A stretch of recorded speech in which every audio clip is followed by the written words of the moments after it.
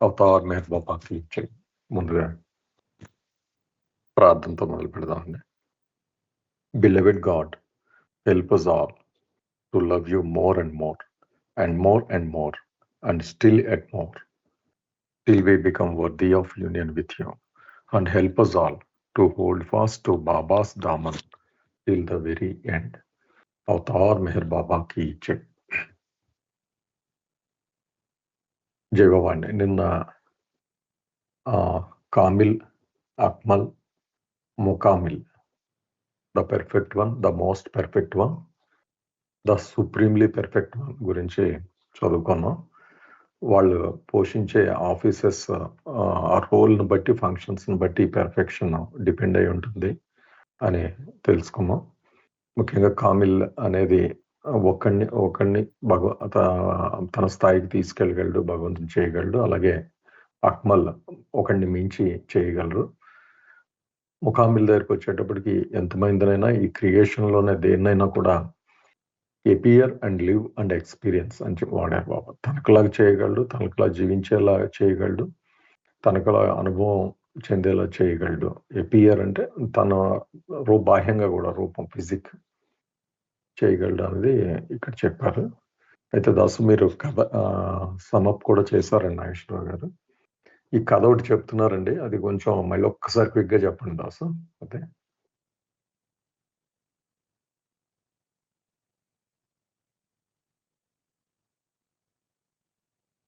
జవాబు సార్. అదే ఇక్కడ ఏదైతే ఆ అంటే ఈ ముకమ్మిల్ అనే అతను టోటల్ క్రియేషన్కే కాదు, క్రియేషన్కి ఎక్స్పీరియన్స్ ఇవ్వడమే కాదు, తనలాగే మార్చేయగలడు ఫిజికల్గా కూడా అని ఇక్కడ ఎక్స్ప్లెయిన్ చేశారు కదా. Even make their physique appear and live and experience like on to his own physical body in the gross world అని. దీనికి బాబా చెప్పినటువంటి ఒక కథ, అంటే అది మెహర్ బాబా జర్నల్లో మనకు పబ్లిష్ అయింది. దాని మీద ధని ఆర్టికల్ రాస్తూ ఇలా చెప్పారనమాట. హజరత్ అంటే ఖ్వాజా బకీ బిల్లా అని ఒక పర్ఫెక్ట్ మాస్టర్ అనుకుంటాను, అతను ఢిల్లీలో ఉండేవారు 16th సెంచరీ ఆ టైంలో. సో అతను ఒకసారి వాళ్ళ ఇంటికి ఇలాగ గెస్ట్ వస్తే వాళ్ళకి భోజనం అరేంజ్ చేయడానికి అతని దగ్గర ఎటువంటి ఉండవు అనమాట. అతను సద్గురువులు ఇంకా యాక్ట్ కూడా చేస్తారు, ఏమి తెలియనట్టు అమాయకంగా. సో ఒక టెన్షన్ పడినట్టుగా అతను ఫీల్ అవుతూ, నేను ఏం చేయాలి, మన ఇంటికి ఇలాగ అతిథులు వస్తున్నారు, వాళ్ళకి భోజన ఏర్పాట్లు చేయడానికి నా దగ్గర ఏమీ లేదా అంటే, అప్పుడు అతని దగ్గర పనిచేస్తున్న ఒక సేవకుడు, మీరు గురువు గారు మీరు వరి అవ్వకండి, నేను చూసుకుంటాను, మీరు దాని గురించి టెన్షన్ తీసుకోవద్దని చెప్పి అతను మొత్తానికి ఎక్కడి నుండి ఏవో తీసుకొచ్చి మేనేజ్ చేసి చక్కగా వాళ్ళకి భోజనాల్లో విందు గట్టి పెట్టి పంపిస్తాడనమాట. సో దాంతో ఆ మాస్టర్ చాలా హ్యాపీగా ఫీల్ అయ్యి, నీకేం కావాలి కోరుకోని అడుగుతాడు. అడిగితే అతను ఏం వద్దని అంటాడు. లేదు లేదు అడుగు, నువ్వు ఇంత నన్ను సంతోష పెట్టావు కాబట్టి నీకు ఏం కావాలంటే అది ఇస్తానంటే, అయితే మీలాగే నన్ను చేసేయని అంటాడు. మీలాగే నన్ను చేసేయడం ఏంటి, ఇది కాదు నీకు డబ్బు కావాలా, పవర్ కావాలా, రాజు అవ్వాలంటే చెప్పి రాజ్యానికి దేశానికి రాజుని చేస్తాను ఇది అంటే, లేదు మీరు అడిగారు, నేను చెప్పాల్సింది చెప్పాను, చేయడం చేయకపోవడం మీ వంతు అనేసాడు. ఇంకా మరి ఇంకో ఆపర్చునిటీ లేక, అవకాశం లేక, సరే అయితే రా అని చెప్పి అతను గదిలోకి తీసుకెళ్తాడు. మిగతా శిష్యులందరూ హాల్లో ఉంటారు, గదిలోకి తీసుకెళ్తాడు. కొంతసేపు అయిన తర్వాత బయటకు వస్తారనమాట. బయటకు వస్తే ఇద్దరు యాజ్ ఇట్ ఈజ్గా ఒకేలా ఉంటారు. కాకపోతే ఒక అతను కొంచెం స్టేబుల్గా ఉంటాడు, ఒక అతను కొంచెం ఆ బెరుకు గట్రా ఉంటుంది మనిషిలో. ఎవరంటే ఆ బెరుకుతో ఉన్న వ్యక్తి, స్టేబుల్గా లేని వ్యక్తి ఎవరంటే ఇంకెవరు కాదు, ఆ శిష్యుడే. యాజ్ ఇట్ ఈస్గా మార్చేస్తాడు అతనిలాగా, ఏది physically as well as mentally, అంటే అదే ఎక్స్పీరియన్స్ కూడా ఇచ్చేస్తాడు. అయితే ఎక్స్పీరియన్స్ అతను తట్టుకోలేక 3 daysలో బాడీ డ్రాప్ చేయిస్తాడు. ఇది బాబా బకీ బిల్లా, హజరత్ ఖ్వాజా బకీ బిల్లా గురించి చెప్తూ ఈ స్టోరీ చెప్పారు. దీన్ని అంటే తజవ్వుఫ్ అంటారు అనమాట. ఒక స్పిరిచువల్ ఫోర్స్ అనమాట. మాస్టర్ గాని అనుకుంటే, తను ఇవ్వాలనుకుంటే అది వెంటనే ఎవరికైనా ఇచ్చేయగలుగుతాడని చెప్పడానికి ఇది ఒక సందర్భం. ఎగ్జాక్ట్ గా మ్యాచ్ అవుతుంది ఈ కాంటెక్స్ట్ గా అనిపించి చెప్పాను. జీవన్ జీవవాణి బాగుంది. ఓకే, ఇంకా తర్వాత ఒక పేరా ఉందండి రాధ గారి మీద. ఇది రెండు తర్వాత కూడా చదవాలమ్మా నేను. ఫుట్ నోట్ రాజుగారు ఫుట్ నోట్ ఉండిపోయింది. ఓకే, కిందకి వెళ్దాం ఒకసారి చదవండి. సార్ నా వాయిస్ క్లియర్ గా బాగానే వినబడుతుందమ్మా. A Mukamil can make all creation God realize if he wishes. ఈ ముక్కమేలు ఇప్పుడు చెప్పుకున్నాం కదా నిన్న. ఈ ముక్కమేలు ఒకవేళ తనే కానీ కోరుకున్నట్లయితే ఏమవుతుందంటే మొత్తానికి ఆల్ క్రియేషన్ కి గాడ్ రియలైజేషన్ ఇచ్చేయగలడు. All creation means all human beings and everything that is in creation from a particle of dust to an elephant. అంటే ఆల్ క్రియేషన్ అంటే ఏంటి అంటే ఎంతమందికి ఇవ్వగలంటే హ్యూమన్ బీయింగ్స్, అలాగే ఎవ్రీ పార్టికల్ అంటే ఒక ధూళికణం నుంచి ఒక ఏనుగు వరకు ప్రతి ఒక్క దానికి సృష్టిలో ఉన్న ప్రతి ఒక్కరికి కూడా ఆ గాడ్ రియలైజేషన్ ఇచ్చేయగలిగేటటువంటి ఆ శక్తి ఈ ముక్కామిల్కి ఉంటుంది. But Mukkamil will never wish to do so because the carrying out of such a wish would mean the end of cosmic illusion. కానీ ముక్కమిల్ ఎప్పుడు కూడా అలా చేయడు. అంటే యావత్ ఈ విశ్వానికి క్రియేషన్ కి అలాంటి ఈ గాడ్ రియలైజేషన్ అనేది ఇవ్వడం అనేది ఎప్పుడు కూడా కోరుకోడు. ఎందుకు అంటే అలా చేసినట్లయితే ఈ మొత్తం ఈ విశ్వమే అసలు లేకుండా అయిపోవడం అనేది జరుగుతుంది. కాబట్టి అలాంటి కోరికను ఎప్పుడు కూడా ఈ ముక్కామిల్ వాంఛించడం అనేది చెప్తున్నారు. To put an end to cosmic illusion would amount to putting an end to the divine play. అలా మనం అలా చేసినట్లయితే ఈ విశ్వం మొత్తం కూడాను ఏమవుతుంది, ఆ విశ్వానికి మొత్తానికి ఇలాంటి ఆ భగవద్ అనుభవాన్ని ఇస్తే ఈ దైవీ క్రీడ అంటే భగవంతుడి తరఫు మిజ్జికు ముగింపు పలకడం, అంటే ఈ దైవీ క్రీడకు ముగింపు పలికినట్లు అవుతుంది అనేది ఇక్కడ చెప్తున్నారు. And to end the divine play would go against the every nature or characteristics of God in his original state too, when he remains infinitely conscious and simultaneously infinitely unconscious. అంటే ఇక్కడ ఏం చెప్తున్నారంటే మనకి చార్ట్ లో మనకు చెప్పినట్లు ఆ భగవంతుని తాలూకా ఆదిమూల స్థితి రెండులో ఉండేటటువంటి అతని యొక్క ఆ ప్రవృత్తి ఆ లక్షణాల కంటే ఏకకాలంలో అనంతంగా ఎరుక కలిగి ఉండే స్థితి, అలాగే అనంతంగా ఎరుక లేకుండా ఉండడం అనే దానికి విరుద్ధంగా వెళ్ళడం అవుతుంది. అంటే ఈ మొత్తం క్రియేషన్ కి గాడ్ రియలైజేషన్ గాని ఇచ్చినట్లయితే ఆ ఎరుక లేని స్థితి లేదా ఎరుక లేకుండా ఉండే స్థితి ఉంది కదా, ఆ దానికి విరుద్ధంగా వెళ్ళడం అవుతుంది. కాబట్టి ఎప్పుడు కూడాను ఈ ముక్కామిలు ఈ మొత్తం క్రియేషన్ కి ఎప్పుడు కూడా గాడ్ రియలైజేషన్ అనేది ఇవ్వడం అనేది కోరుకోడు అనేది ఈ పేరాల్లో చెప్తున్నారు. ఇక్కడ మనకు ఆ స్టార్ మార్క్ ఇచ్చారు కదండి, ఆ క్రియేషన్ కి మొత్తానికి కూడా ఇది ఇవ్వగలిగేటటువంటి శక్తి ఉందని చెప్పుకున్నాం కదా, అది ఫుట్ నోట్లు ఇచ్చారు సార్. జై బాబు. జై భవన్. ఫుట్ నోట్ మీద ఏమైనా క్వశ్చన్స్ ఉన్నాయండి?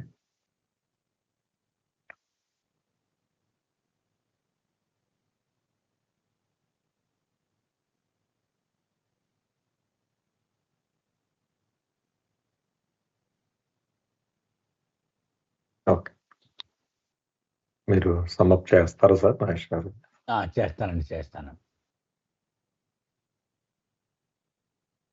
మొత్తం 3 రకాల పెర్ఫెక్షన్లో ఈ చివరిదైనటువంటి ముకమ్మిల్ అంటే సద్గురువు స్థితి గురించి బాబా చెప్తున్నారు.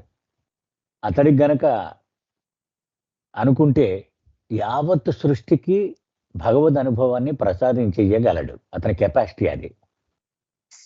అంటే యావత్ సృష్టి అంటే కూడా బాబా నిర్వచనం చెప్పారు. ధూళిరేడు మొదలుకొని ఏనుగు వరకు మొత్తం మానవులే కాదు, మానవులతో సహా మొత్తం ఇచ్చేయగలడు రియలైజేషన్. అయితే అలా ఎప్పుడు చేయడు సద్గురువు. అతను చెయ్యగలిగినప్పటికీ అతను ఎప్పుడూ అలా చెయ్యడు. ఎందుకని అలా చేయడం అంటే దాని అర్థం ఈ సృష్టికి అంతం పలకడమే. మొత్తం ఈ సృష్టి లేకుండా చేసేయడమే. అసలు ఈ సృష్టి ఎందుకు ఏర్పడింది? బాబా ఒక సందేశంలో చెప్పారు. భగవంతుడు స్వభావము, ప్రవృత్తి ప్రేమ. ప్రేమ ప్రేమించాలి. కానీ అన్ని ప్రేమిస్తే గాని ప్రేమ అనుభవంలోకి రాదు.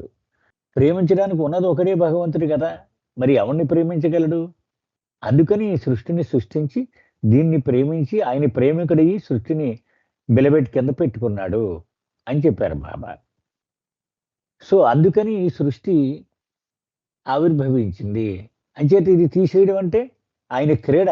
ఏ ఉద్దేశంతో అయితే ఈ క్రీడ మొదలెట్టాడో అది పోయినట్టు అవుతుంది కదా! అది. అలాగే చివర్లో బాబా ఇంకొక విషయం చెప్పారు బాబా. అక్కడ 161 పేజ్ అని అన్నారు చూడండి.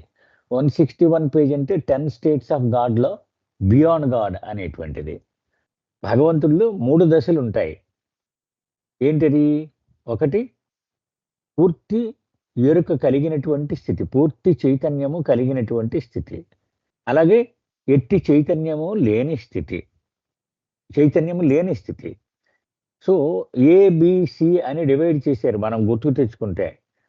అది. బి అనేటువంటిది చైతన్యం కలిగిన స్థితి. దాన్ని బియాండ్ గాడ్ అన్నారు. ఏ అనేటువంటిది చైతన్యము లేని స్థితి. ఆ చైతన్యము లేని స్థితే ఈ సృష్టి అన్నమాట. ఈ సృష్టిలో ఆ చైతన్యము లేనటువంటి జీవాత్మలన్నీ చైతన్యం పొందడం కోసం ప్రయాణం చేస్తూ ఉంటాయి. సి అంటే అవతారుడు కదా!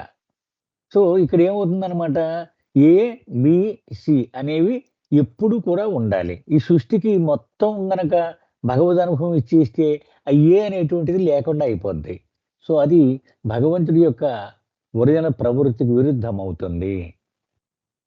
Yes. Lakshman, am I right interpretation చెప్పండి.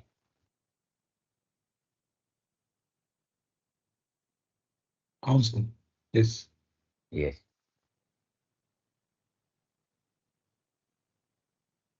ఓకే. అంటే అనంతమైనటువంటి చైతన్యము, అనంతమైన అచైతన్యము ఈ 2 కూడా ఎప్పుడు కలగలిసి ఉండాలి. అది భగవంతుడి ప్రవృత్తి అది. ఆ! అంటే దీన్ని ప్లే అని చెప్పడంలో ఉద్దేశ్యం కూడా అదే. అంటే అదే. ఆయనకి అది. తెలియని స్థితి, తెలిసిన స్థితి 2 సైమల్టేనియస్‌గా ఎగ్జిస్ట్ అవుతూ మరి ఎందుకు ఇది ఆడుతున్నాడంటే అప్పుడే దాన్ని గేమ్ అని చెప్తారు. ఇప్పుడు కరెక్ట్. కరెక్ట్. విన్నాము అంటే దానిలోకి ఇప్పుడు మనం అవును. అంటే దాని ఇప్పుడు సి రూపంలో వచ్చి ఆడుతూ ఉంటాడన్నమాట ఈ రెండిటితో. అంటే ఇప్పుడు మనం చిన్నప్పుడు వైకుంఠపాళియో లేకపోతే అష్టాచెమ్మా ఆడుతున్నాం అనుకోండి. నేను అవును. పిక్కలన్నీ తీసి ఆ మధ్యలో గడిలో పెడితే నేను పంట అయిపోయినట్టే. గేమ్ నా చేతిలోనే ఉంది. బట్ నేను నా కోసం ఆనందం కోసం ఆడతాను నేను. సో, భగవంతుడికి already he has infinite consciousness state be ఉంది 2బి. అతనికి తెలుసు అతనెవరు. బట్ హి ప్లేస్ ఆ అన్‌నోన్ స్టేట్‌ని క్రియేట్ చేసి, నోన్ స్టేట్ క్రియేట్ చేసి, ఈ అన్‌నోన్ నుండి నోన్‌కి వెళ్ళేలా ఆ ఆట ఆడుతూ ఉంటాడు. అదే ఎండ్ అయిపోతుందండి. రైట్. అది. కరెక్ట్. జీ. ఓకే. జై బాబా. ఏమన్నా ప్రశ్నలు ఉన్నాయండి దీని మీద?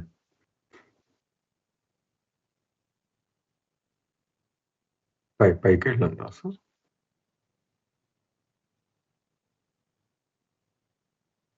ఓకే. ఓకే. రాజుగారు 2 పేరాలు ఓకే. చదవండి. నేను ఒక పేరా ఆ! ఎలొకేషన్‌లో మిస్ అయ్యాను. చిన్నవి 2 ఓకే చదవండి. Sir. Okay. Baqabillah is the end of the second divine journey. ఈ బకాబెల్లా అనేది ఈ 2 దైవీ ప్రయాణంలో ఇది చివరి దశాంశం అనేది ఇక్కడ చెప్తున్నారు. In between the state of Fanafilla and Bakabella at the divine junction, there is the state of Turiya-avastha. Panama al-Baka అంటారు. అంటే ఇక్కడ డివైన్ జంక్షన్ లో మకామి ఫరుతత్. There is the state of తురియ-అవస్థ, ఫనామా అల్-బకా. అంటే ఇక్కడ ఈ దైవీ ప్రయాణం యొక్క ముగింపు బకాబెల్లా అని చెప్పుకున్నాం కదండి. అక్కడ ఫనాఫిల్లా మరియు బకాబెల్లా ఈ స్థితులకు మధ్య ఆ దైవీ కూడలి వద్ద ఉండేదాన్ని ఏమంటారంటే ఆ స్థితిని తురియావస్థ అనే స్థితి అనేది ఇక్కడ ఉంటుంది అని చెప్తున్నారు. ఈ రెండింటి మధ్య ఫనాకి బకాకి మధ్యలో ఉండే ఆ స్థితి ఏంటంటే తురియావస్థ స్థితి అనేది చెప్తున్నారు. సార్, ఆ తురియావస్థ స్థితి గురించి సార్ మీరు మాట్లాడండి సార్. జై బాబా. లేకపోతే నెక్స్ట్ చదివినా సార్? నెక్స్ట్ పేరా? చదివేయండి అమ్మా, చదివేయండి, రెండు connected. Turyavastha is that state where sometimes the superconscious gives the experience of the I am God state, and where sometimes superconscious gives the experience of the I am human state of normal conscious. అంటే ఈ తుర్యావస్థ స్థితి ఎలాంటిది అనేది ఇక్కడ చెప్తున్నారు. అంటే ఈ స్థితిలో ఈ పరమ చైతన్యము కొన్నిసార్లు నేను భగవంతుడును అనే స్థితి యొక్క అనుభవాన్ని, అలాగే మరికొన్నిసార్లు నేను మానవుడును అనే సాధారణ చైతన్య స్థితి యొక్క అనుభవాన్ని కలుగు చేస్తూ ఉంటుంది అనేది ఇక్కడ చెప్తున్నారు. ఇది బకాబిల్లాకి ఫనాఫిల్లాకి మధ్యలో ఉండేటటువంటి స్థితి. అంటే కొన్నిసార్లు నేను భగవంతుని అనే స్థితి, అలాగే కొన్నిసార్లు నేను మానవుడును అనేటటువంటి సాధారణ చైతన్య స్థితి, ఆ అనుభవాన్ని కలుగు చేస్తుంది ఈ తుర్యావస్థ స్థితి అంటే అనేది ఈ పేరలో చెప్తున్నారు. జై బాబా.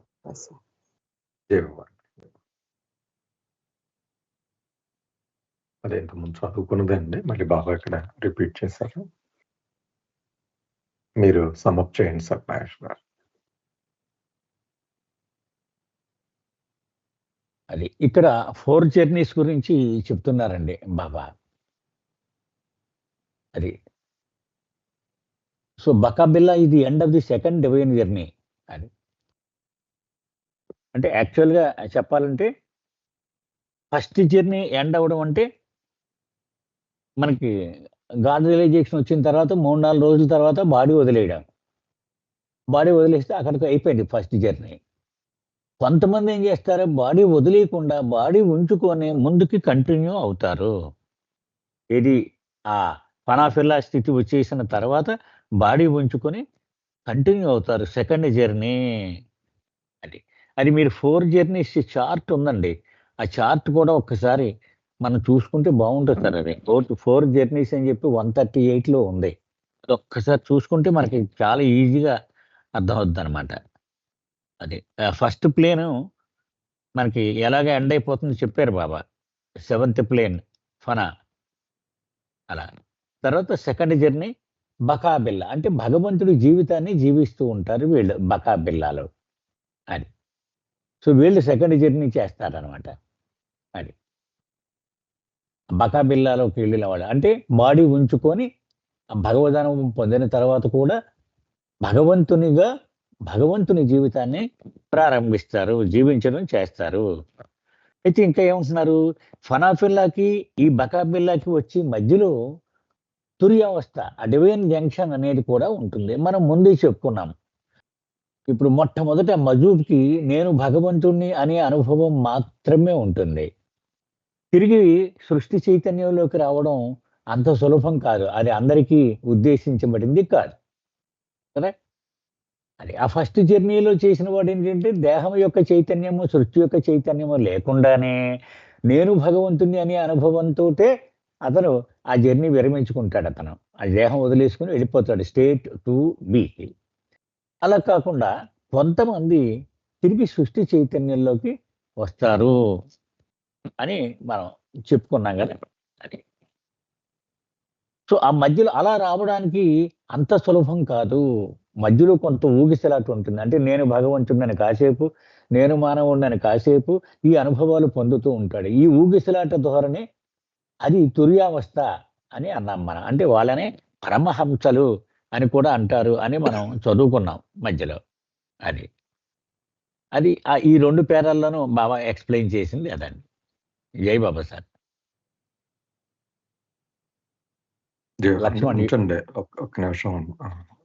లక్ష్మణ్ యూ కెన్ యాడ్ అండి. లక్ష్మణ్ అంటే ఈ చార్ట్స్ అండి మనం ఇక్కడ లాజికల్ పాయింట్ అంటారు, ఒకసారి చూసేస్తే పోతుందేమో. మనం స్కిప్ చేసుకుని వచ్చాం ఈ చార్ట్. లక్ష్మణ్ మీరు ఏమన్నా ఎక్స్ప్లెయిన్ చేయగలరండి ఇది? అంటే మళ్ళీ మిస్ అయిపోతాం ఇది తర్వాత. అంటే ఇంకా సద్గురు కూడా ఉంది సార్ ఇది. అప్పుడు వద్దామా వెనక్కి? ఇంకా లాస్ట్ ఉంది, అదే అయిపోతే ఇంకా 4th జర్నీ కూడా, 3rd జర్నీ కూడా ఇంకా చెప్పేస్తే అప్పుడు అదే లాజికల్ పాయింట్ చెప్పండి. చెప్పినప్పుడు మళ్ళీ వెనక్కి వద్దాం మనం. కంటిన్యూ అలాగే ముందుకెళ్ళి.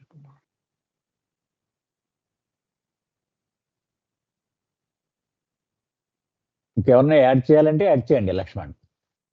అలాగే సార్. సరిపోయింది. ఓకే.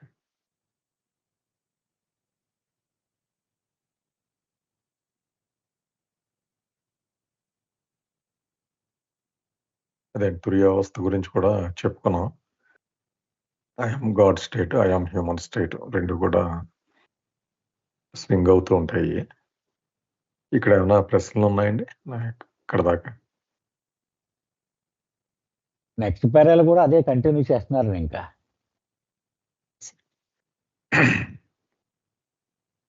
జయబాబు అండి, గౌరీ గారు. జయబాబు సార్, వినిపిస్తుంది కదండి? ఉందమ్మా, స్పష్టంగానే ఉంది. This state is experienced by those who are termed Majub Salik or Paramahamsa, and who in this state of Turyavastha sometimes experience consciously as I am my own God, and sometimes experience consciously as I am my own creature. ఇక్కడ బాబా ఆ పై విషయాన్ని చెప్తున్నారు. తుర్యావస్థలో ఉండేటువంటి ఆ ఆత్మ యొక్క స్థితి. మజూబ్ సాలిక్ లేదా పరమహంసలుగా పిలువబడేవారు ఈ తుర్యావస్థను అనుభవిస్తారు. ఎవరెవరు ఉంటారు ఈ స్థితిలో, ఈ డివైన్ జంక్షన్ లో అంటే మజూబ్ సాలిక్, పరమహంసలు అని పిలువబడేవారు ఈ స్థితిలో అనుభవాన్ని పొందుతూ ఉంటారు. ఈ స్థితిలో ఉండేవారు కొన్నిసార్లు నేనే నా స్వీయ భగవంతుడను అని, మరికొన్నిసార్లు నేనే నా స్వీయ సృష్టిని అనే ఎరుకతో కూడిన అనుభవాన్ని పొందుతారు అని ఈ పేరాలో బాబా చెప్తున్నారు. కంటిన్యూ చేయనా సార్?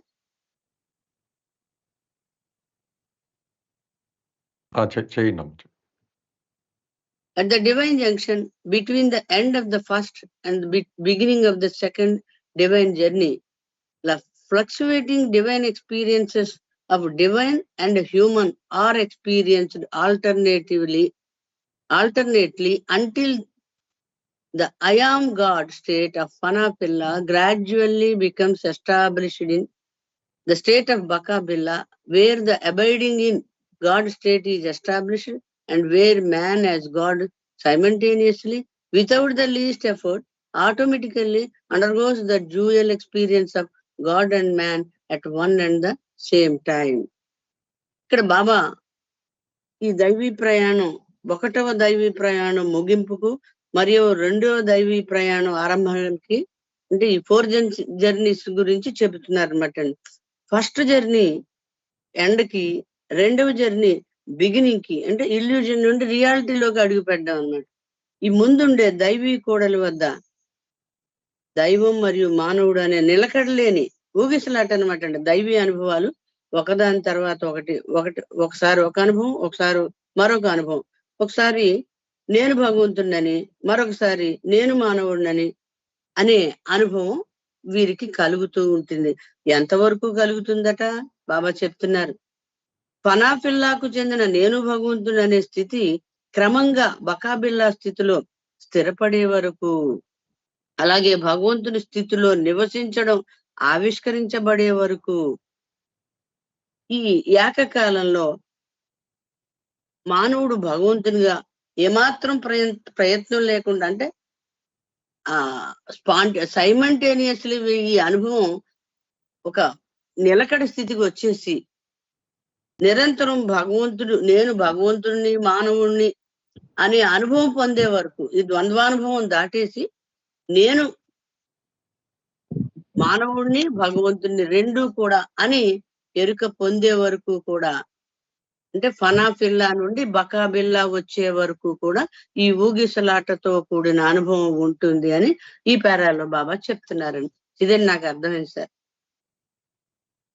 జై బాబా. ఏమన్నా ప్రశ్నలు ఉన్నాయండి ఇక్కడ?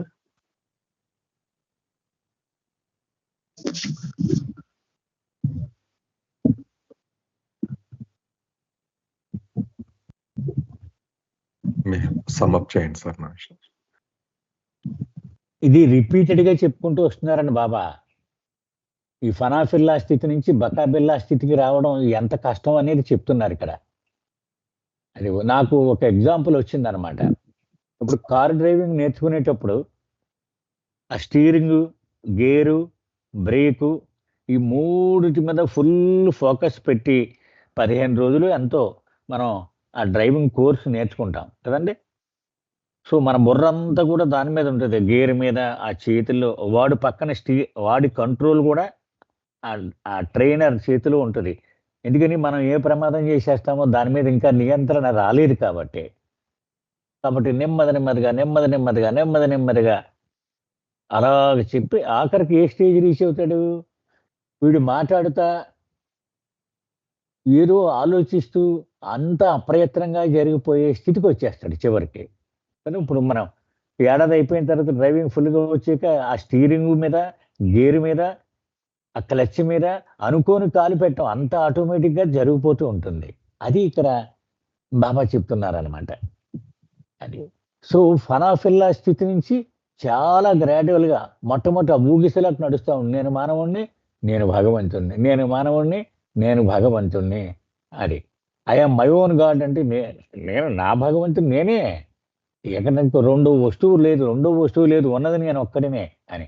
ఐఎమ్ మై ఓన్ క్రీచర్, నేను సృష్టించుకున్నవాడిని, నేను ఇంకా ఎవడో సృష్టించలేదు నన్ను, అంటే అంతా నేనే, ఉన్నది నేనే అనేటువంటిది నడుస్తూ ఉంటుంది అనమాట అక్కడ. అది ఆ అనుభవము ఆసిలేట్ అవుతా ఉంటుంది, ఒకదాని తర్వాత ఒకటి. చివరికి వచ్చేటప్పటికి పూర్తి నియంత్రణ వచ్చేసి ఇక ఈ ఊగిసలాట్లు ఉండవు, అంతా అప్రయత్నంగా జరిగిపోతూ ఉంటుంది, అసలు దాని మీద దృష్టే పెట్టక్కర్లేదు. అది బకాబిల్లా స్టేట్ అని చెప్తున్నారు జై బాబా సార్. అంటే మనం మొన్న ఒకసారి చెప్పుకున్నాం మనం, బాబా ఉపాసని దగ్గర ఆ 7 ఏళ్ళు అంత ఆవేదన భరితమైనటువంటి కాలాన్ని ఎందుకు గడిపారంటే ఇదే అనుకుంటున్నాను నేను. మరి అది కమింగ్ డౌన్ ఫీజ్ అని బాబా చెప్పేవారు. వేదనాభరితంగా ఉంటుంది అనమాట అదంతా. ఎస్, ఏమన్నా ప్రశ్నలు ఉన్నాయండి దీని మీద?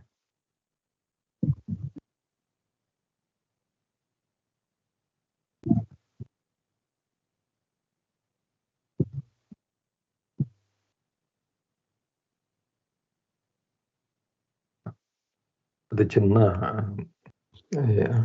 Observation sir. నిన్న లేటెస్ట్ గ్లోలో ప్లీడర్ గురించి వచ్చిందని చాలా బాగా రాశారు అది ఆర్టికల్. అందులో బాబా ఆయన సీకర్ కదా, ఓ సందర్భంలో ఆయన గట్టిగా చెప్తూ ఉంటారు ఆ గురువు దగ్గరికి, ఇంకా సాధువులు సంతుల దగ్గరికి వెళ్తున్నాడని. బేసిక్గా ఎక్కడికి వెళ్ళినా అది ఫేక్ సాధువు అయితే సరే సార్ చాలా ఇబ్బంది ఉంటుంది, లేకపోతే ఈవెన్ ప్లేన్స్ లో ఉన్న వాళ్ళని కలిసినా కూడా ఆ స్థాయి వరకు నేను తీసుకెళ్తారు, మళ్ళీ అక్కడ స్టక్ అవుతావు, అది పెద్ద పని, ఇది మామూలు విషయం కాదు, ఎందుకు పర్ఫెక్ట్ మాస్టర్ని పట్టుకుని ఉంటే, అంటే నన్ను పట్టుకుని ఉంటే ఆయన ఏం చేస్తాడంటే ఈ స్థాయిలు గుండా తీసుకెళ్ళు, నిన్ను ప్రిపేర్ చేస్తాడు. మెయిన్ ఒక స్థాయికి మనిషిగా అది అరుడు అయ్యే వరకు ఆయన సమక్షంలో ఉంటే ప్రిపేర్ చేసి ఒక్కసారిగా ముసుగు తీసి డైరెక్ట్గా నాలో కలుపుకుంటాను అన్నట్టుగా చెప్తారండి. అంటే ఇప్పుడు బాబా అవతారుని కానీ సద్గురుని కానీ పట్టుకుంటే ఈ మనం చదువుకుంటున్న ఈ లేయర్స్ ఆఫ్ జర్నీస్ ఏవైతే ఉన్నాయో, వివిధ రకాల జర్నీస్ అది లేకుండానే, అంటే మనకు తెలియకపోవచ్చు ఆ జర్నీస్ ఉంటాయేమో అందులో, కానీ తెలియకుండానే తనలో ఐక్యం చేసుకుంటాడు అన్నది మీనింగ్ ఇంకా తీసుకోవచ్చా సార్? అది అంటే అది గమ్యం చేరక ముందు సాధకుడు అనేకమైన ప్రలోభాలకి ఆకర్షణలకు లోనయ్యే ప్రమాదం ఎప్పుడూ ఉంటుంది కదండి, భూమికల్లో కూడా. అంచేత గుర్రం ఉందనుకోండి, గుర్రం కళ్ళకి గంతలు లేకుండా తీసుకెళ్తే అరటిపొడిగలు చూసిందంటే అటు వెళ్ళిపోద్ది, అది గడ్డి మోపు చూసిందంటే అటు వెళ్ళిపోద్ది అది. కాబట్టి దానికి బ్లైండర్స్ పెట్టేస్తారు కళ్ళకి, ఇంకేం కనపడకుండా. అది ఆ కళ్ళు ఎలాగ లాగుతుంటే అటు వెళ్ళిపోద్ది అంతే అది కదా. అలాగే బ్లైండ్ ఫోల్డెడ్గా తీసుకెళ్తాడు అసలైనటువంటి గురువు, సద్గురు కానీ అవతారుడు కానీ. నువ్వు ఏ భూమికలో ఉన్నావో నీకేమి తెలియకుండా తీసుకెళ్ళిపోతాడు. అది అంటే ఇక్కడ ఈ ఎగ్జాంపుల్ ఇది రియలైజ్డ్ సోల్స్ యొక్క ప్రయాణం గురించి మనం మాట్లాడుతున్నాం ఇక్కడ. ఎక్సెప్షనల్ సోల్స్, ఇది ఫనాఫిల్లా, బకాబిల్లా ఇవన్నీ ఏంటంటే రియలైజ్ అయిపోయారు వీళ్ళు. ఆ తర్వాత వాళ్ళు చేసే ప్రయాణం గురించి మాట్లాడుతున్నారు. మీరు చెప్పేది ఏంటంటే మొట్టమొదటి ప్రయాణం గురించే మాట్లాడుతున్నారు అది మీరు కదా. అది ఇంకా గమ్యం చేయాలన్న వ్యక్తులు వాళ్ళంతా కదండి. అంటే ఈ ఆ, ప్లేన్స్ కానీ ఈ స్థితి ఏం కాకుండా డైరెక్ట్ గానే ఈ జర్నీ పూర్తయిపోతుంది అన్నట్టుగా అంటే బాబా ఫస్ట్ జర్నీ అదంతా ఫస్ట్ జర్నీకి సంబంధించండి. అది first journey. Okay. First journey. ఇది సెకండ్, థర్డ్, ఫోర్ ఆ జర్నీస్ గురించి మనం ఇక్కడ మాట్లాడుతున్నాం. అంటే రియలైజ్డ్ సోల్స్ యొక్క ప్రయాణం ఇదంతా. అవును. ఓకే. Okay sir. జై బాబా. ఏమన్నా ప్రశ్నలు ఉన్నాయండి దీని మీద?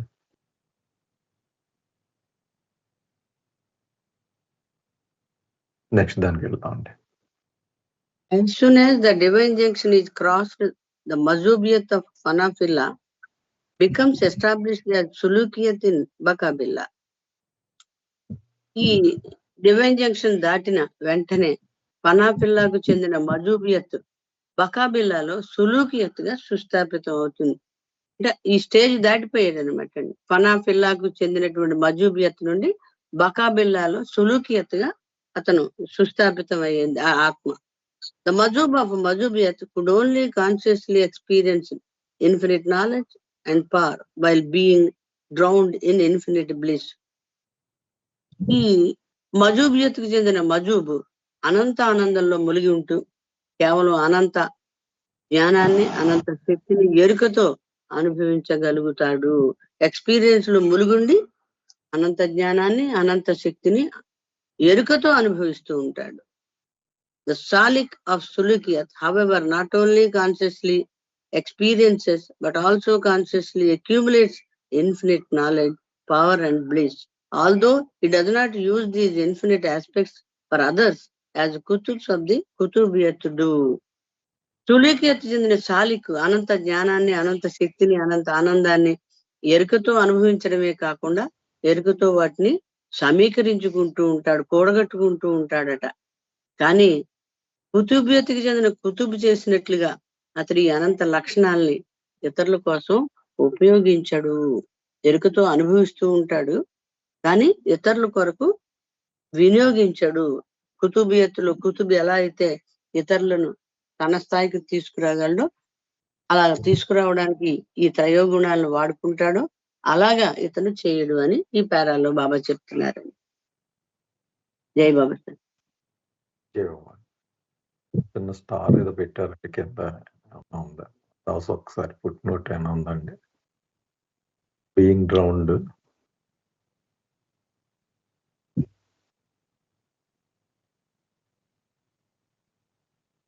ఇది నేను చదవనమ్మా గౌరీ గారు? చదువుతాను sir. Meher Baba was asked, if Majuds are utterly unconscious, all the spheres, gross, subtle and mental, of everything except the I am God state, then how is it they react to the physical side of life, eating, drinking, showing preference to certain things, antipathy to others? అంటే ఇక్కడ బాబాను ఒకరు question వేశారట. ఈ మజూబ్స్ ఈ బాహ్య స్పృహ లేకుండా ఉంటారు కదా, ఈ మూడు స్పియర్లో గ్రాసు, షెట్లు అండ్ మెంటల్లో ఒకటే ఉంటుంది వాళ్ళకి. సారీ అండి, ఈ మూడు కూడా ఉండవు వారికి. ఆ భగవంతుని యొక్క నేను భగవంతుని అనే స్థితిలో ఉంటారు కదా. మీరు చదవండి సార్, నేను ఇది చూడలేదండి. నేను చదువుతానండి. అదే అండి, మజూబ్స్ ఈ మూడు భువనాలు అంటే గ్రాస్, సటిల్, మెంటల్, ఈ మూడింటికి మీ స్పృహ ఉండదు కదా. నేను భగవంతుణ్ణి అనే స్థితి తప్ప వేరేది ఏమీ ఉండదు. కనుక మనం భౌతికంగా చేసే తినడం, త్రాగడం, నాకు ఇది కావాలి, అది కావాలి అనడం, ఒక ఫీలింగ్స్ ఇవన్నీ ఉంటాయి కదా ఈ భౌతిక ప్రపంచంలో. అది ఎలా సాధ్యం అని బాబాని అడిగిన సందర్భంలో బాబా ఇలా చెప్పారట. The Majub may apparently like or dislike, ask or reject, seem happy or angry. It is an automatic reflex action of which he is unconscious, like the sound of snoring is to the fast asleep man emitting it. అంటే ఇది బాబా ఏం చెప్తున్నారంటే చాలా సహజంగా జరిగే ప్రక్రియగా చెప్తూ, మజూబు పైకి మన మధ్యనే మానవ దేహంతో ఉంటూ ఒకటి ఇష్టపడినట్టు అంటే ఉదాహరణకి టీ ఇస్తామని అనుకోండి, నాకు వద్దు టీ, నాకు నచ్చదు అనొచ్చు ఆయన. అలాగే నాకు కావాలి వద్దు అనడం, ఒక్కోసారి ఆనందంగా ఎక్స్ప్రెస్ చేయడం, ఒక్కోసారి కోపం ఎక్స్ప్రెస్ చేయడం, ఇవన్నీ ఎంత సహజంగా అంటే స్పృహ లేకుండా జరుగుతాయంటే ఆటోమేటిక్ రిఫ్లెక్షన్ వాడారు. ఆ చర్య అలా ఉంటుంది, ఆటోమేటిక్ గా జరుగుతుంది. మనం గాఢ నిద్రలోకి వెళ్ళినప్పుడు ఈ గురుక ఎంత సహజంగా వస్తుందో, ఎలా బయటకు వస్తుందో, గాఢ నిద్రలో ఉన్న వాళ్ళు చాలా వరకు ఒక్కోసారి గురక పెడతారు. అది ఎంత సహజంగా జరుగుతుందో మానవ దేహానికి, ఇది కూడా అంతే. అలాగే రిఫ్లెక్షన్స్ లాగానే అభివర్ణించారు బాబా. Like the sleepwalker who is unconscious of his actions, however normal or varied they may be, the mazub is oblivious to his body and surroundings and is conscious only of his divine state of I am God. అయితే నిద్రలో నడిచే వాళ్ళని కూడా మనం చూస్తూ ఉంటాం. వాళ్ళకి ఏం తెలియదు యాక్చువల్గా. పొద్దుట నువ్వు భయపెట్టేసావురా మమ్మల్ని, వాకిట్లో తిరుగుతుంటే ఎవడో అనుకున్నాము అంటే, అదా నేను నడిచానా అంటాడు ఆయన. ఆయనకి ఏం తెలియదు, వచ్చి మళ్ళీ పడుకుంటాడు అంతే బయట మీద. అలాగే మజూబు స్థితిలో ఉన్న వాళ్ళు కూడా చాలా ఒకసారి నార్మల్గా ఉండొచ్చు, కొంచెం విపరీతంగా ప్రవర్తించవచ్చు, ఏమన్నా కూడా వాళ్ళకైతే ఈ నిద్రలో నడిచేవాడు ఎగ్జాంపుల్ లాగా తన దేహం గురించి, తన సరౌండింగ్స్, చుట్టుపక్కల ఏం జరుగుతుంది అని అవగాహన మాత్రం ఉండదు. వాళ్ళు పూర్తిగా నేను భగవంతుడిని అనే స్థితిలోనే అనుభవిస్తూ, ఆ స్థితిని అనుభవిస్తూ ఉంటారంటే వాళ్ళకి ఈ నిద్రలో లేచేవాడు ఎగ్జాంపుల్, వాళ్ళకి ఏం తెలియదు. కానీ సహజ సిద్ధమైన ఈ రిఫ్లెక్షన్స్ ఏవైతుంటే అవి అయితే వ్యక్తీకరణ అవుతూ ఉంటాయి అని బాబా సమాధానంగా చెప్పారు. ఇదండి నాటి వాడు బేసిక్ గా అక్కడ స్టార్ పెట్టి ఆ స్థితి ఎలా ఉంటుంది అన్నదానికి ఇక్కడ చెప్పారు. బాబా ఒక చోట చెప్పారు సార్, తలాట ఒక సరస్సులో పౌర్ణమి చంద్రుడు కనిపిస్తూ ఉంటాడు. నువ్వు చూస్తూ ఏమనుకుంటావు, ఇందులోనే ఈ సరస్సులోనే చంద్రుడు ఉన్నాడు అనుకుంటావు, కానీ నిజంగా ఉన్నది ఆకాశంలో. మనం స్థూలంలో ఉన్నాం కాబట్టి వారు ఏ స్థితిలో ఉన్నా సరే మన స్థూల దృష్టితో చూస్తాం కాబట్టి అలా మనకు కనిపిస్తారు అని. నిజంగా వారు ఉండే స్థితి వేరు అని.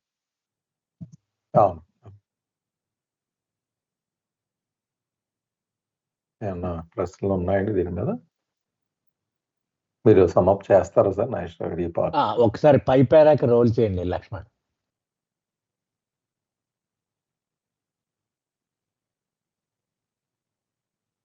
ఎస్, ఇక్కడ బాబా ఏం చెప్తున్నారంటే సమాప్తి చేస్తున్నారు మళ్ళీ ప్రయాణం. ఇప్పుడు ఫనా దగ్గర ఏమైంది, ఫనా దాటగానే అబ్సల్యూట్ వ్యాక్యూమ్. ఫనా ఫిల్లాలోకి రాగానే మజూబ్ అయిపోతాడు. అంటే నేను భగవంతుడును అనే ఆనందం, ఆ పారవశ్యంలో పూర్తిగా మునిగిపోతాడు కదా. అది సో ఆ మజూబు స్థితి ఎలా ఉంటుంది చెప్తున్నారు. అతనికి స్థూల ప్రపంచం కానీ, సూక్ష్మ ప్రపంచం కానీ, మానసిక ప్రపంచం కానీ ఏమీ స్పృహ లేదు. అతనికి ఉన్నదల్లా ఒకే ఒక్క అనుభవం, నేను భగవంతుడను. అందులో పూర్తిగా మునిగిపోయి ఉంటాడు అతను కదా.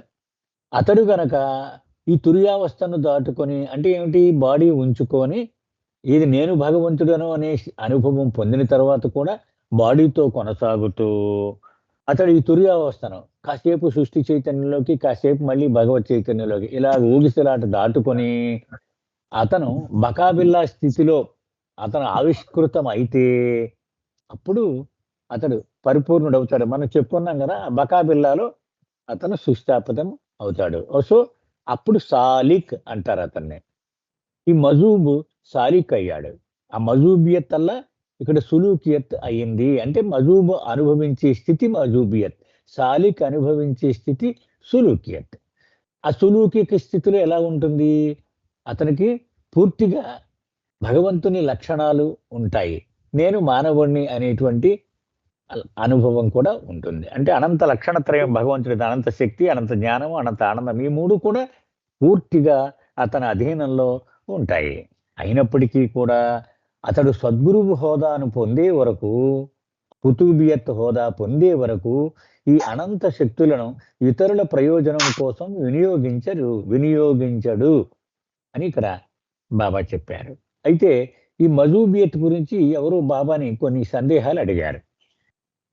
ఇప్పుడు ఉదాహరణకి మహమ్మద్ మస్తు మనందరిలో చాలా మంది చూసాం. మహమ్మద్ మస్తు నాకు టీ వద్దు కాఫీ కావాలా, కాఫీ వద్దు టీ కావాలా అంటే ఇష్టము అయిష్టము ఇవన్నీ చెప్తూ ఉండేవాడు. అలాగే బాబాని అడిగేవాడు, నాకు పెళ్లి చేసే బాబా అనేవాడు. ఎందుకురా బాబు నీకు లేరు నాకు ఒక అమ్మాయి కావాలి పెళ్లి చేయి అనేవాడు. మరి ఇవన్నీ ఎలా అడగగలుగుతున్నారు? వాళ్ళకి స్థూల ప్రపంచం స్పృహ ఉండదు, సూక్ష్మ ప్రపంచం స్పృహ ఉండదు, మానసిక ప్రపంచం స్పృహ ఉండదు అని నువ్వు అంటున్నావు కదా బాబా. మరి వీళ్ళు ఎలాగ ఇవన్నీ ఇష్టము అయిష్టము ఇవన్నీ చాయిస్లు ఎలా చేస్తున్నారు అంటే బాబా చెప్పారు. ఉదాహరణకి నాకు రూమ్మేట్ ఉండేవాడు యూనివర్సిటీలో చదువుకున్నప్పుడు. భయంకరమైన గురక పెట్టేసేవాడు, చాలా భయంకరం అనమాట. 2-3 ఇన్స్ట్రుమెంట్లు వాయిస్తే ఎలా ఉంటుందో ఆర్కెస్ట్రా అలా ఉండేది. సో వాడు చెప్తే నేను గురక ఎక్కడ పెట్టాను రా అనేవాడు. సో ఒకసారి టేప్ రికార్డర్లో రికార్డ్ చేసి మనల్ని చూపించేవాడు. ఆశ్చర్యపోయాడు, ఇదా రోజు ఇలాగే గురక పెడుతున్నాను నేను. అది బాబా చెప్తున్నారు. ఆ గురక అనేది ఏమాత్రమూ స్పృహ లేకుండా ఆ వ్యక్తి నిద్రలో పెడతాడు. పొద్దున్న లేచి అడిగితే నమ్మడు వాడు అసలు, నేను గురక పెట్టానా అంటాడు. అలాగే నిద్రలో నడిచే అలవాటు ఉన్న వాళ్ళు కూడా అంతే. నిద్రలో నడిచి అక్కడ ఎక్కడికో వెళ్ళి వంటగదిలోకి వెళ్ళి ఆ బింది తీసి పక్కన పెట్టేసి మళ్ళీ వచ్చి పడుకున్నాడు. ఏంటి ఇక్కడ పెట్టావు బింది అని అడిగితే నేనెక్కడ అంటాడు. అలాగూ వీళ్ళకి ఏమాత్రమూ స్పృహ లేకుండానే ఒక రోబో మాదిరిగా వాళ్ళు చర్యలు ఆచరిస్తూ ఉంటారు. కానీ వాళ్ళకి ఎరుక ఉండి కాదు సుమా అని అక్కడ బాబా ఆ మజూబ్ యొక్క పరిస్థితి గురించి చెప్తూ ఉన్నారనమాట. వాళ్ళకి పరిసరాల గురించి కానీ వాళ్ళ దేహం గురించి కానీ ఇవేవి స్పృహ ఉండదు. వాళ్ళకు ఉన్న ఒకే ఒక ఎరుక నేను భగవంతుడను అనే ఎరుక మాత్రమే ఉంటుంది.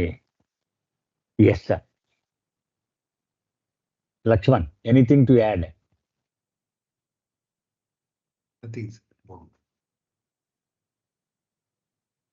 ఇది కొంచెం అంటే experience plus accumulation plus application usage, ఇది కొంచెం కాంప్లికేటెడ్ గానే ఉంది సార్. అంటే కొంచెం ఆ అక్యుములేషన్ అన్నది అర్థమవుతుంది కానీ ఎక్వైర్ అండ్ గెయిన్ అనుకుంటే సరిపోద్ది సార్. ఎక్స్పీరియన్స్ కి ఎక్వైర్కి అంత డిఫరెన్స్ ఉంటుంది అంటారు. అదే అలాగా ఎక్వైర్ చేసిన తర్వాతే ఎక్స్పీరియన్స్ చేస్తాడు కదా. ఇప్పుడు ఏసీ ఆ ఎక్వైర్ ఏసీ, అప్పుడు ఆ ఏసీని ఎక్స్పీరియన్స్ చేస్తాను నేను కదా. అంటే మొదటి స్థితిలో ఓన్లీ ఎక్స్పీరియన్స్ అన్నారు, just experiences this bliss and knowledge అయితే. రెండో స్థితికి వచ్చేటడికి జయబాబు సార్, అంటే అక్యుములేషన్ స్టేజ్కి వచ్చేటప్పటికి అది వేరే వాళ్ళకి ఉపయోగించడానికి అది పెట్టుకోవాలి కదండి ఆయన దగ్గర. ఇప్పుడు ఫస్ట్ స్టేజ్ లోను ఓన్లీ ఎక్స్పీరియన్స్, ఆయనే ఎక్స్పీరియన్స్ చేసేస్తుంటాడు, అయిపోద్ది. ఈ అక్యుములేషన్ అనేది టిపికల్ గా ఉంటుంది. అక్యుములేషన్ అంటే అది ఆ 3 లక్షణాలని కూడా ఆయన దగ్గర అట్టి పెట్టుకోవాలి. ఏంటంటే రీయూజ్ చేయాలి అట్టి మళ్ళా. ఓకే, కెపాసిటీ పాయింట్ అదే. అంటే వాడడానికి వీలుగా పెట్టుకోవాలన్నమాట. ఇప్పుడు యుద్ధానికి వెళ్ళేటప్పుడు వెనకాల అమ్ములు పొదులు అన్ని పెట్టుకుంటాడు కదా, బాణాలన్నీ, అలాగనమాట. ఎక్విప్డ్, అది equipped to use them. But he doesn't use it. But third state లో కుతుబ్లో హీ విల్ యూజ్ ఇట్. అంటే అథారిటీ టు యూజ్ రాలేదు, ఓన్లీ కుతుబ్ అయితేనే అథారిటీ వస్తుంది. ఇప్పుడు అందరూ ఐఏఎస్లే, కానీ వాడికి డిస్ట్రిక్ట్ కలెక్టర్ గా పోస్టింగ్ వస్తేనే వాడు అథారిటీ. వాడిని ఎలజీ వీడిని ఎలజీ వీడి మీద యాక్షన్ తీసుకో అంటాడు కదా. బట్ కేవలం ఐఏఎస్ అయినంత మాత్రం చేత వాడు ఏమి ఎవరి మీద అథారిటీ చెలాయించలేడు కదా. అథారిటీ లేదు అతనికి. అదేలేండి, మా కోడింగ్ పాయింట్ ఆఫ్ వ్యూలో చూస్తే కోడింగ్ నేర్చుకోవడం ఒక కొంత ఎక్స్పీరియన్స్ అవ్వడం, దాన్ని మాస్టరీ చేసి ఇంకొకటి చెప్పగల స్థాయికి వెళ్ళడం ఒకటి, ఇంకొకటి చెప్పడం అన్నది 3వ స్థాయి. అంటే పర్ఫెక్ట్ గా చెప్పగలగడం, ఇంకొకటి ట్రైన్ చేయగలగడం. ఓకే, ఏమన్నా ప్రశ్నలు ఉన్నాయండి ఇక్కడ దాకా జరిగిందా?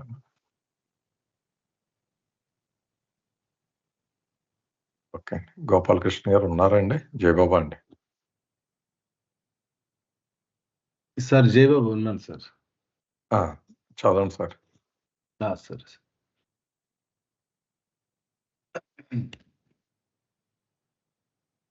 ఇక్కడ మూడో జర్నీ గురించి ఇక్కడ చెప్తున్నారండి. మూడో జర్నీ ఎలా స్టార్ట్ అవుతుందండి, ఎంతవరకు ఉన్నదాన్ని సమ్ చేయటం లాగానే ఉన్నదండి, కొత్తగా ఏం లేదు. కానీ అయితే ఇక్కడ ఏంటంటే మనం అర్థం చేసుకోవాల్సినవి 3 ఇంతవరకు వచ్చినటువంటి వాటి.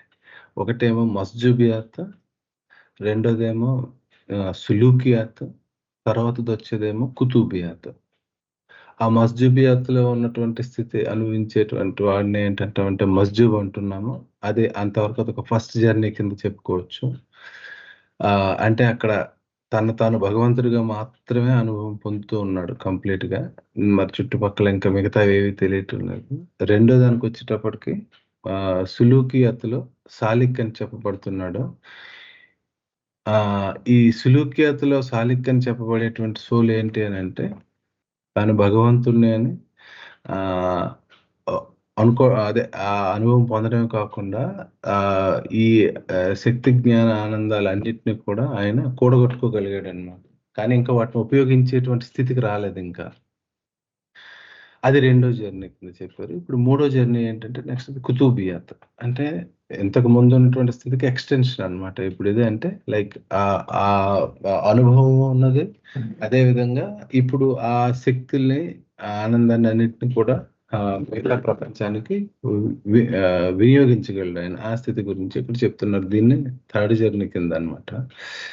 The end of the second divine journey leads to the third divine journey, which is the state of Kutubiyat, where living the life of God is actually experienced by those who are termed Kutubs or Sadgurus or perfect masters. అంటే ఇప్పుడు second journey ముగిసిపోయి third journey కదండి. అంటే ఆ సులుకియాత్ ముగిసిపోయింది. The end of the second journey leads to the third divine journey. ఏంటి third divine journey అంటే కుతూబియాత్. దాన్నే కుతూబియాత్ అని చెప్తున్నారు. థర్డ్ జర్నీ ఇక్కడ స్టార్ట్ అవుతుందని. ఏంటి కుతూబియాత్లో అవుతుంది అని అంటే living the life of God is actually experienced by those who are termed Qutubs or Sadgurus or perfect masters. ఈ స్థితిలో ఏదైతే సోల్ ఉన్నదో ఆ సోలు భగవంతుడిగా జీవించడాన్ని అక్కడ మొదలు పెడుతుంది అనమాట. భగవంతుడిగా ఇంతవరకు అనుభవం పొందింది, ఇక్కడ జీవించడం అనమాట. ఎక్స్పీరియన్స్ నెక్స్ట్ ఏంటి అని అంటే లివ్ చేయడం అనమాట. అంటే మనకి అదే ముందు దాంట్లో కూడా చెప్పుకున్నాం ఏంటంటే ఈ కుతుబులు ఎవరైతే ఉన్నారో వీళ్ళు వినియోగించగలుగుతారు కదా, వాళ్ళకు ఉన్నటువంటి పవర్స్. సైమల్టేనియస్ గా తాను భగవంతుడిని తెలుస్తూ తాను కూడా ఈ పరిమితమైనటువంటి ప్రపంచంలో ఉన్నాననే అవగాహన ఉంటూ ఆ పరిమితమైనటువంటి ప్రపంచంలో బంధాల్లో ఉన్నటువంటి వాళ్ళకి తన తాలూకా శక్తిని అన్నిటిని కూడా ఆయన అందించగలిగేటువంటి స్థితిలో ఉన్నారు కదా. అయితే ఇదే జీవించడం అనమాట, భగవంతుడిగా జీవించడం. ఎవరు జీవిస్తారు భగవంతుడిగా అంటే వాళ్ళని ఏమంటాం అంటే కుతుబ్స్ అంటాం, లేదా సద్గురుస్, లేదా పర్ఫెక్ట్ మాస్టర్స్ అంటాం అనమాట. అయితే ఇక్కడ ఏంటంటే చిన్న అదే అండర్స్టాండింగ్ లో కొంచెం ప్రాబ్లం అనిపిస్తుంది. ఏంటంటే భగవంతుడి స్థితిని అనుభవించడం అంటే ఏంటి, భగవంతుడి స్థితిని జీవించడం అంటే ఏంటి అని అంటే లైక్ ఇలా అనమాట. అంటే నాకు ఒక చిన్న ఎగ్జాంపుల్ అనిపించింది, but I do not know to which extent అదే రిలవెంట్ అని. లైక్ ఒక వ్యక్తి ఉన్నాడు, ఆయనకు ఒక కొడుకు ఉన్నాడు. ఈ వ్యక్తి చాలా డబ్బులు ఉన్నటువంటి వాడు, మిలియనీర్ అనుకోండి. ఆ కొడుకేమో అదే ఈ మిలియనీర్ కొడుకు అనమాట ఆయన. అయితే ఈ మిలియనీర్ జస్ట్ ఫర్ ఎగ్జాంపుల్ ఆయన చనిపోయాడు అని అనుకోండి. ఈ బాబు చాలా చిన్నవాడు, కానీ అందరికీ తెలుసు ఆయన మిలియనీర్ కొడుకునే. అయితే ఇప్పుడు ఏంటంటే ఇప్పుడు మిలియనీర్ కొడుకుగా ఆ ఇంట్లో వాడు సకల భోగాలు అనుభవిస్తాడు. కానీ వాళ్ళ నాన్నతల స్థితి గురించి కంప్లీట్ గా అంటే వీడి చేతుల్లోకి వచ్చేది ఏమి అనుభవిస్తుంటాడు అనమాట. అంటే వీడికి ఏది కావాలన్నా ప్రతిదీ కూడా వాళ్ళు ఇవ్వటం జరుగుతూ ఉంటుంది. వీడు ఆ స్థితిని ఆ విధంగా అనుభవిస్తాడు. అయితే కొంచెంగా పెరుగుతూ ఉంటే ఏమవుతుందంటే తండ్రి మిలియనీర్ అన్నటువంటి విషయం వీడికి తెలుస్తుంది. అట్ ది సేమ్ టైం మా నాన్నకి ఉన్నాయి, మా నాన్నకి ఉన్నాయి, మా నాన్నకి ఉన్నాయి, ఇవి మా ఆస్తులు ఉన్నాయని ఆ ఇన్ఫర్మేషన్ కూడా యూ కెన్ కలెక్ట్ అనమాట. అంతటిని కలెక్ట్ చేసుకోగలుగుతాడు, సమీకరించుకోవడం లేదా కూడగట్టుకోవడం అనుకోండి. అది సెకండ్ స్టేజ్ లో. ముందు స్టేజ్లో ఓన్లీ అనుభవించాడు, రెండో స్టేజ్లో వాడికి ఇన్ఫర్మేషన్ కూడా క్లియర్గా తెలుసు, కానీ వాడు మేజర్ కాదు. వాడు అవన్నీ ఉన్నాయని తెలుసు, కానీ వాటిని ఎవరికైనా ఇవ్వాలంటే ఇవ్వలేడు. వన్స్ వాడు మేజర్ అయ్యాడు అనుకోండి, మేజర్ అయితే ఏదైతే వీడికి ఇంతవరకు ఉన్నాయని తెలిసినటువంటి ఇవి ఉన్నాయో వీటిని బయటికి వాడు ఇవ్వాలనుకున్నా, వాడికి కావాల్సింది వాడు చేయాలనుకున్నా, మేజర్ అయిన తర్వాత వాటన్నిటి మీద కూడా వీడికి ఒక అధికారం వస్తుంది అనమాట.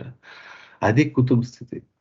ఫస్ట్ స్థితిలో మస్జూబ్ ఓన్లీ అనుభవిస్తున్నాడు, రెండో స్థితికి వచ్చేటప్పటికి మొత్తం సమీకరించుకున్నాడు లేదా కూడగట్టుకున్నాడు, అంటే అప్పటికి ఇంకా మేజర్ కాలేదు. మేజర్ అయిన తర్వాత వాడు ఏ విధంగా అయితే ఆ శక్తిని ప్రపంచానికి ఉపయోగించగలుగుతున్నాడు, చుట్టుపక్కల ఉన్న ప్రపంచానికి ఉపయోగించగలుగుతున్నాడు, అది కుతుబ్ స్థితి అనమాట. అది మేబీ నాకు అనిపించింది అలా అనుభవించడానికి, జీవించడానికి.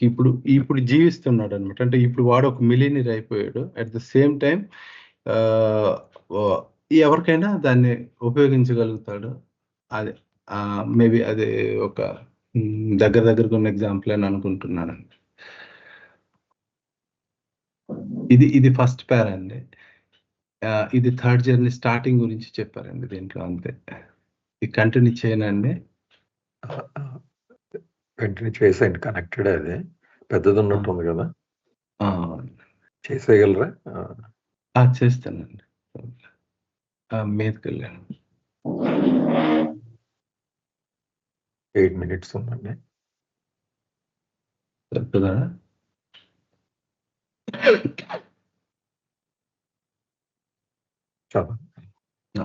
The state of Kutubiyat which follows the Sulukiyat of Bakabillah.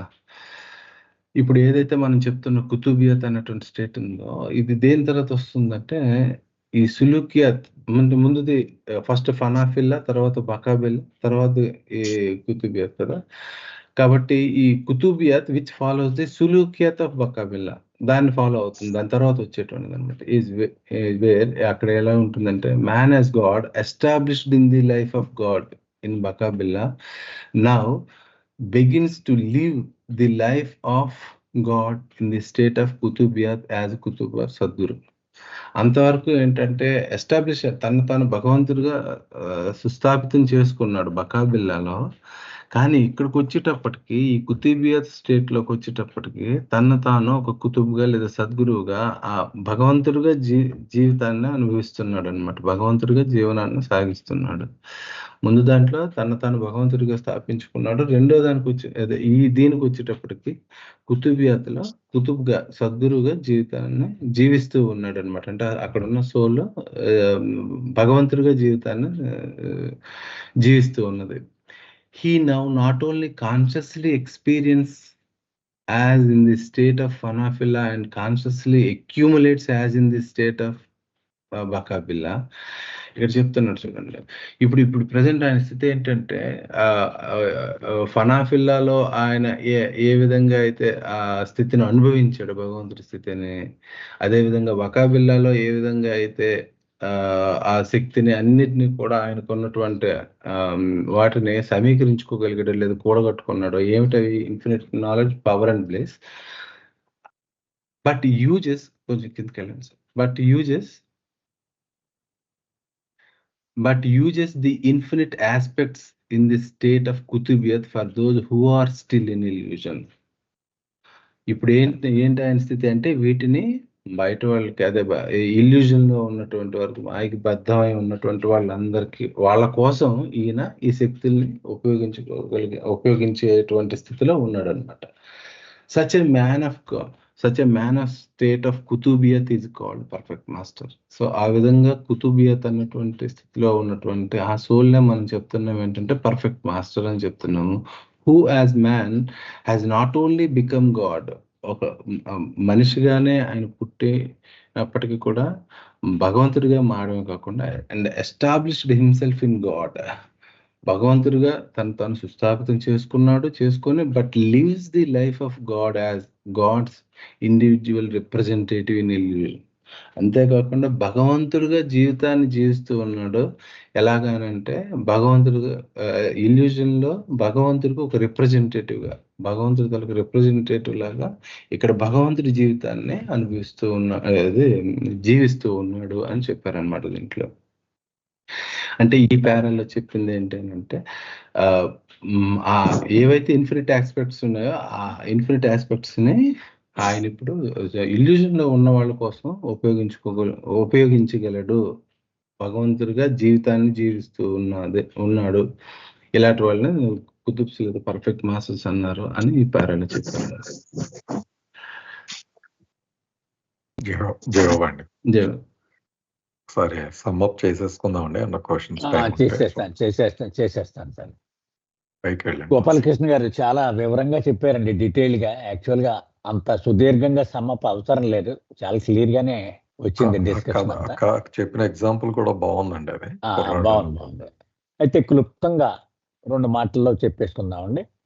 ఇక్కడ బాబా స్ట్రెస్ చేసేది ఏంటంటే మజూబియత్ స్థితిలో భగవత్ స్థితి అనుభవంలోకి వచ్చింది. బకాబిల్లా స్థితిలో భగవంతుడి లక్షణ త్రయమును పోగేసుకున్నాడు, అక్యుములేటివ్ అంటే పోగు చేసుకుని పెట్టుకున్నాడు కదా. అది కూడా ఎక్స్పీరియన్సే అక్కడ ఉంది. కానీ ఈ స్థితిలోకి, కుతుబియత్ స్థితిలోకి వచ్చేటప్పటికి ఈ started living the life of God. అది అల్లివ్ అనేటువంటిది స్ట్రెస్ చేశారు. అంటే భగవంతుడిగా జీవనం సాగించడం. భగవంతుడిగా జీవనం సాగించడం అంటే ఏంటి? ఎవడు ఏది అడిగితే అది ఇవ్వగలగాల. ఇవ్వలేకపోతే ఆయన భగవంతుడు ఎలా అవుతాడు కదా. అంచేత తనకున్న అనంత లక్షణత్రయాన్ని ఇంకనూ భ్రాంతిలో ఉన్నటువంటి వ్యక్తుల కోసము అవి ఉపయోగించగలగడము, అది ప్రధానమైన లక్షణము. ఇంకా ఏమన్నారు బాబా? ఈ కుతుబ్ని మ్యాన్ గాడ్ అన్నారు. అంటే పుట్టక ముందు అతడు మానవుడు, పుట్టిన తర్వాత ఆ చివరి మెంటి ఎక్కి భగవంతుడు అయ్యాడు. కాబట్టి మానవ దైవము అన్నారు సద్గురువుని. అదే అవతార పురుషుడైతే గాడ్ మ్యాన్, పుట్టక ముందు భగవంతుడు అతడు మానవ రూపం ధరించాడు అతను. కాబట్టి అతన్ని దైవీ మానవుడు అని అంటారు. Yes sir. జై బాబు సార్. జై బాబా సార్. జై బాబా.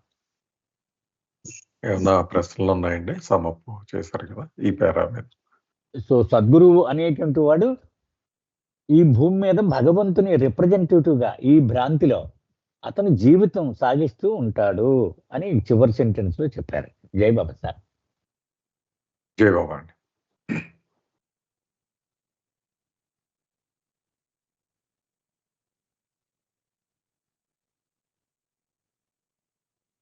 ఒక విధంగా భ్రాంతిలో ట్రూత్ కి, సత్యానికి రిఫరెన్స్ పాయింట్ గా మారిపోతాడండి ఆయన.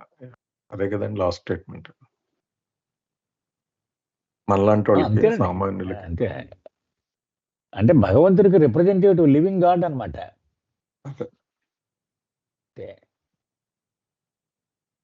టైం కూడా అయింది సార్, కట్ అయిపోయింది.